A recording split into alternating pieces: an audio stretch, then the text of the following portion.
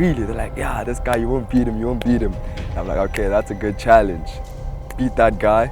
I realized that I'm quick. Maybe let me try to do something with my talent.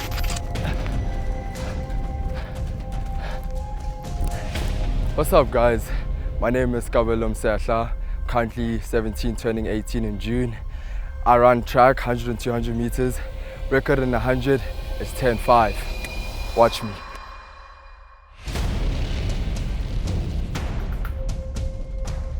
Technically, how I became to like athletics was actually quite weird, because growing up, I was quick, but like, I didn't notice that I was that quick.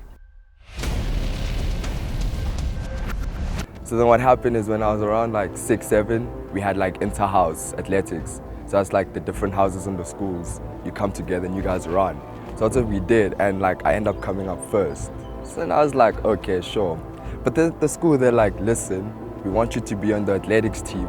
So then I was like, okay. They're like, no, we want you there. And I was like, sure, I'll come.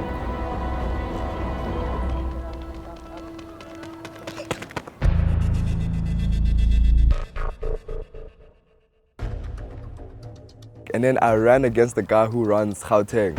And apparently he was the quickest guy. He goes to help my car, I forgot his name.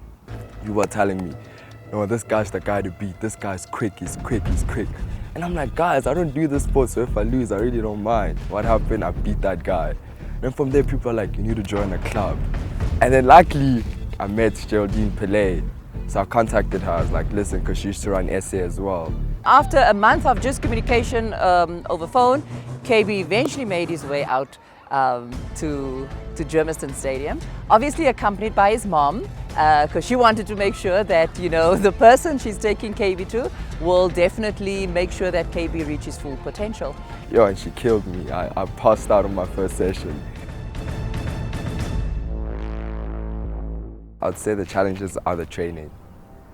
The training, and also like the hype around the sports and the pressure. So people will be like, listen, this guy, let's say Camera's the fastest guy, nobody has beaten him, and you think you're gonna challenge him. So like, people are constantly trying to get in your head and say, this guy is quick, this guy dropped a 10.2, this guy's ran a 20, you're running what, 11, 12, yeah, you stand no chance. And then you're like, what? And you start thinking like, nah, these guys are trying to blow me off. And then like, sometimes it has happened to me when they got into my head and I completely lost it, and that put me off. My 200 meters completely fumbled it. You know, whenever an athlete does not do well, whether it be a target set in training or in a competition, it will have an adverse, effect on them. By the time they get to professional level and they eventually lose a race, it will be the end of their careers, because they don't know how to deal with failure or how to deal with disappointment. So I always say, it's not a waste, you learn from it and you come back to training and you just work a little bit harder. That's all you need to do. Go.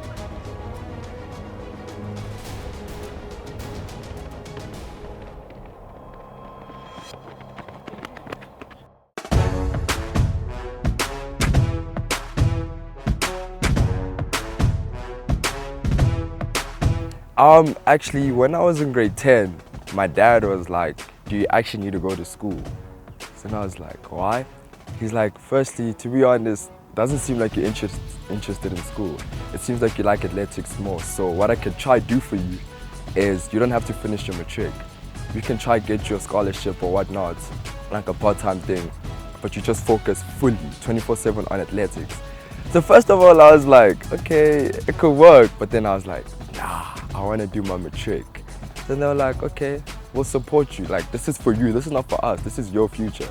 So if you want to do that, we'll do that for you. And yeah. My advice to parents, especially parents of high school and primary school athletes, everybody wants to be a mom of a world-class athlete, but not when he or she is in primary school or in high school.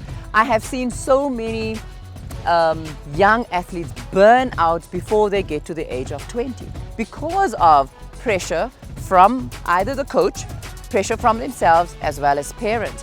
If you look at, yes, everybody, we are crazy about Usain Bolt. We're also crazy about Wade van Niekerk because of the things that they have done for the sport. But nobody remembers them as high school athletes. So I would definitely say, to preserve our young men and women and to keep them in the sport, let us not put pressure on them. They have a lot of pressure from school. They have to pass. They have to do all sorts of activities at school. So at this stage in their lives, they must enjoy it. They must have fun.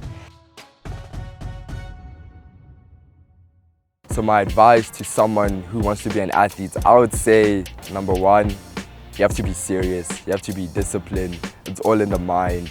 Watch what you eat.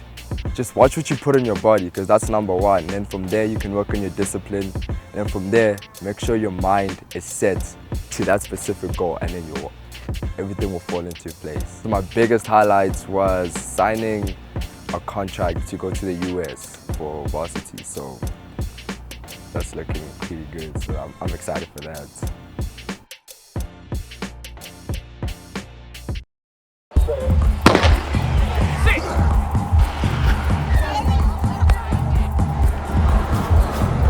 Champions are made through motivation and hard work.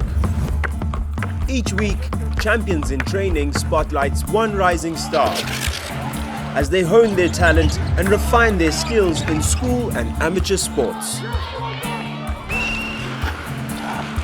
Champions in Training, home of our rising stars.